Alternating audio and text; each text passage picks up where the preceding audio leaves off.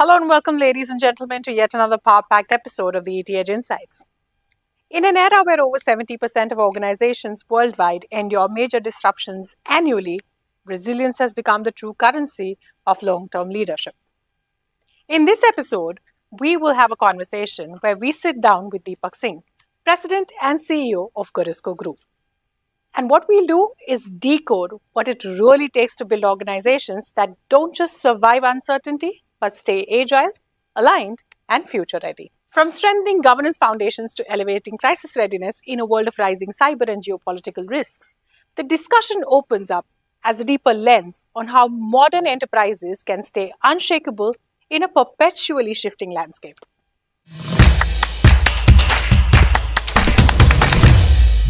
Thank you very much, Deepak, for joining us on this episode of the ETH Insights. My pleasure.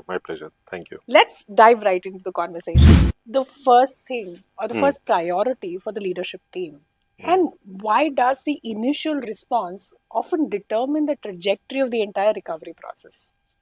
Very good. When you said initial response, right, that's very important because many of the organizations, how they handle us, something happens and I immediately get into action. Without any thinking that goes behind that, saying that, why am I doing that, right? That's a wrong approach. So there is a clear difference between react and respond, right? When we talk about any crisis, right, the objective should not be to react. And reaction comes because you are not prepared. The approach should be you have to be prepared so that you can respond accordingly, right? So when we talk about this, it's very clear that the leadership should focus on two things first. Number one, safety of the people. Forget about revenues, forget about profit, forget about the brand image and reputation at that point of time. If your people are in danger, ensure that people's safety is your priority, right? Address that without thinking about anything else, right? That is the first thing that the leadership do. Once you handle that, then what do? Then you get into a very clear communication strategy that if there is a disruption like that, if there is a crisis, the communication flow has to be very clear and authentic. It has to be sort of something that is well believed, and people should understand that if this communication is coming from so and so leader, then I believe it, right? Now, why that is important? Because we say that, when there is a crisis, you have to be having a clear chain of command. During a crisis, democracy doesn't work. That everyone is giving their gyan and thoughts and all. This is what we should do. That is what we should do. That doesn't work. Democracy is good when you are defining what would be the plan for crisis. But when there is actual crisis, you need a clear chain of command. So that the decisive leadership, that is very important during a crisis, right? So what you try to do is, and we often tell our client that if you are in a situation of crisis, please follow the PAR protocol. P is pause. That means don't react. Just hold on. Take a breath, deep breath, think about it, right? Try to understand what is the situation, what we call it as situational awareness, right? Get into that. Get to understand what has happened. Then PAR. A is for assess. Assess what would be the impact to the business because of this situation.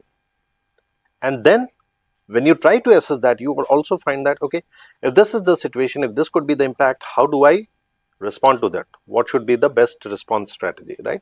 That is what we need to define there. Once you have assessed that, then bring all those actions into, all those decisions into actions. So you sort of ensure that your operational team follow that decision that you have taken. So PAR is something that we strongly recommend all our clients, and we help them to grow. Organization wise, right? Gorisco itself, our tagline is embedding resilience. So when we help the clients, we actually ensure that we take them through the journey of making them resilient, right? So I would say the first one that I said is about the safety and security. I will not say much, but safety of the people is the first priority. And second one is the clear chain of command, the communication that has to flow, because your organization's reputation can go for toss if you have rumors, you have anticipations, you have a lot of people talking about something because you have not communicated them properly, right? So a timely communication is also very important. And we often say that, okay, look at what others will be saying. Not others, even within the organization, your employees might be thinking about something, they might spread some rumors. That's also wrong. So internally and externally, both communication are really important for the organizations, right? So that would be my take on that.